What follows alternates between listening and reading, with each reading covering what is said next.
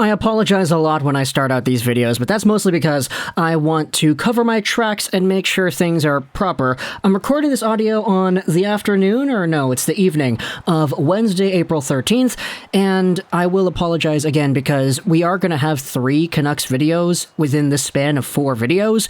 I had a video I recorded the other day talking about Miller and Besser that I had intended to upload on Wednesday afternoon, but because there was news of the Red Wings making a signing, that topic got pushed over into what is now going to be today's third video of the day. This comes off of the coattails of an Arizona postgame video in which has not been recorded yet. In fact, the game hasn't even been played. That's being played tomorrow. For me, it was yesterday for you. And I wanted to apologize one more time as well because I know this isn't really a Canucks-related video. Not necessarily. It's sort of there, but it's not really there. And I don't think the Vancouver Canucks are really losing out on anything with this conversation. This is just an interesting story that I think brings itself up when you review what exactly it is the Pittsburgh Penguins have in their own prospect core comparative to what the Vancouver Canucks also wanted for them as well. So, today's video is going over a goaltender who had just wrapped up his Finnish Liga season, Joel Blomqvist, a second-round pick in the 2020 NHL Entry Draft. He was taken by the Pittsburgh Penguins in the 52nd overall spot. He was touted by some as one of the better goaltenders in the draft. Of course, he wasn't the Yaroslav Askarov who was also going in that season, but Blomqvist, as the name implies, is a European dude. This guy played out of the Finnish Liga. He had 2 games played with Karpat in his draft season wherein he put up a .473 goals against and an .808 save percentage. One of the games he played was in relief. The other game he started, he lost, but he got drafted mostly because of the maturity and poise he displayed at lower levels of play. Playing for the U20 team in Karpat had a .931 save percentage, a .166 goals against, and went 26-6-0 in 34 games played. Certainly not bad. The next few years saw Blomqvist jumping around the U20 league for the Karpat team. He played in the regular Liga, and he also played in the Mestis, which was the second-tier Finnish league, and he was pretty good everywhere he went in his draft plus 1 year. Give it another season, and now in his draft plus 2, he was the full-time Liga starter for the Karpat team, where in 20 games played, he put up a .132 goals against average and a .940 save percentage. Definitely not bad numbers in the top league in Finland as a 20-year-old, a recently turned 20-year-old at that. He also played in the playoffs for Karpat as their starter, where in 7 games played, he had a .110 goals against and a .950 save percentage. Now, unfortunately for him and Karpat, they lost in Game 7, and this is the review from the Finnish Liga's website right here. In the final game of the postseason for Karpat, you see the stat line that Blomqvist put up in the elimination game. They lost in overtime, but he only let in 2 goals, 42 shots against as well, so this was just a tight game. Ilves versus Karpat. Eventually it's Ilves that wins with the 2-1 score in extra time, and unfortunately for Blomqvist, that is the end of his 21-22 season.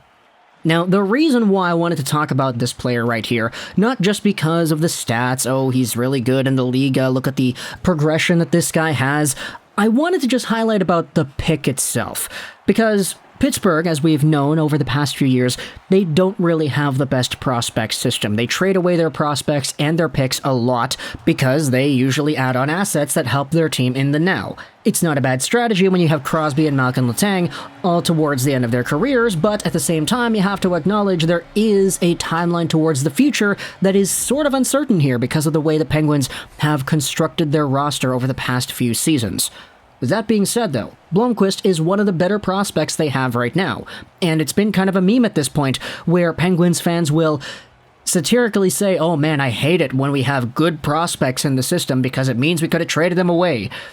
It's kind of a joke, not really being serious over there. But we still have ourselves this guy who was a second-round pick, as we said, 52nd overall. And the reason I talk about him here with the Vancouver Canucks is because Blomqvist was a name that a lot of Canucks fans sort of got familiar with after the 2020 NHL Entry Draft. You see, I can't find the exact source, but it was said on the radio a few times as well as on The Athletic somewhere that there was indeed a goaltender that the Vancouver Canucks scouting staff back in 2020 were super high on. let's go over onto Thomas Strance's Twitter from October 2020 to highlight this idea. I believe that Joel Blomqvist was that goaltender at the very top of Ian Clarke's wish list, and he was prized highly by the Canucks. I think there's a fair bit of disappointment in the Vancouver war room at the moment. Drance also published an article the next day, the Army's draft day edition with Will Arndt the Stanchion, and in this article there's a sentence that makes the entire Blomqvist to Pittsburgh thing sting a little bit more if you're Ian Clarke or anybody on the Vancouver side that was also interested in this goaltender. You see, the pick that Pittsburgh used to select Blomqvist was 52nd overall. They acquired that pick in the Matt Murray trade when they traded away his rights over to the Ottawa Senators. That pick initially belonged to the Blue Jackets. They sent it over to Ottawa in the Ryan Dzingel trade. You can see the trade tree right here. That was 52nd overall. You want to see the pick that was right before 52nd overall? Well, it happened to be a Red Wing selection. The 51st overall spot for the Red Wings saw them take Theodor Niederbach, but that draft pick is a very interesting one to chronicle. Because this 51st overall pick initially belonged to the LA Kings. The Kings traded down in the 2020 draft, giving this pick to the Red Wings, but you gotta ask yourself, where did LA get this 51st overall pick in the first place? Well, the LA Kings received that second round pick, which turned out to be 51st overall 8 months earlier. 8 months before the draft.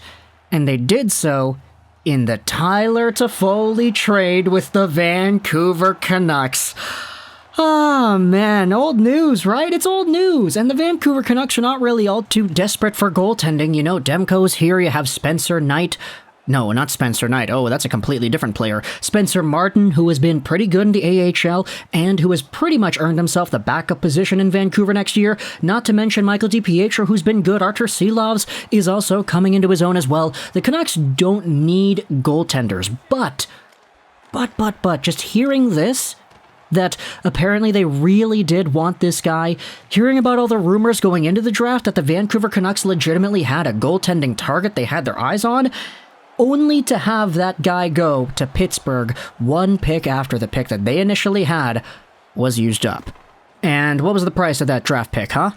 A few games at Tyler Toffoli, 10 games, 10 points in 10 games, and he came back in the postseason, won Vancouver one game against Vegas, and that was it? Like, I'm sorry, Tyler Toffoli, I love the guy. You know I love the guy. I've made so many videos talking about Tyler Toffoli and the impact he has on my favorite teams, because I'm a Canucks fan, I'm a Canadiens fan, I love seeing what Tyler Toffoli has done, and now in Calgary he's playing out there, reunited with the other two free agents the Canucks had to re-sign in 2020 in Markstrom and Tanev. They're all there in Calgary. Calgary Canucks are real, man. I appreciate what he did here, it's just, you cannot convince me that Tyler Toffoli trade was a good trade anymore. You can't even try. Because the Canucks probably would have been able to get a goaltender that has been as good as Blomqvist has been in the Finnish Liga so far. And, like, that's not to say that Blomqvist is going to be the next Carey Price, prime Carey Price, Patrick Waugh, whatever. It's just another option. You know, options are good. And for the Vancouver Canucks, they're a team that doesn't really need extra options. But just having the options there would have been a good thing. Would have been a lot better than playing Tyler Toffoli for 10 games in the regular season and have him produce in only one of the playoff games that you play when he comes back from injury in that bubble. It's just kind of frustrating to see the success of other guys that the Vancouver Canucks very likely would have had instead when you consider why the Canucks did not get the opportunity to take those players in the first place. Thank you, Jim, for trying to go all in and making this team as good as it was. It's kind of funny because, like, even if Tyler Toffoli was not acquired by Vancouver, by the nature of the virus and the nature of the play-in series, they still would have had a chance to do their damage. And they played against Minnesota, I believe, without Toffoli too. Tyler Toffoli did not play in the St. Louis series. The Vancouver Canucks beat Jordan Binnington, Jake Allen, and the rest without him. So, you know, I get it. Circumstances with the world, definitely not the easiest thing to predict. Nobody can predict Wuhan coming in here and taking out the entire world for a few months the way that they did. But either way, Tyler Toffoli, man, it all comes back to Toffoli. I'm so sorry to the Pittsburgh Penguins fans that are watching this video. Like, I know you're out there. You've got prospects to pay attention to. You want to see what your guys are doing. And I just spent half of this video talking about the Canucks and how they wanted this guy and they couldn't get him because they traded a pick away in one of the most useless trades they have done in the past few years that set them back long term. Hey, I gotta go. Let me know in the comments all your thoughts about Blomqvist. I'm sorry to the Pittsburgh Penguins fans, man. I hope you enjoyed this video. and bye.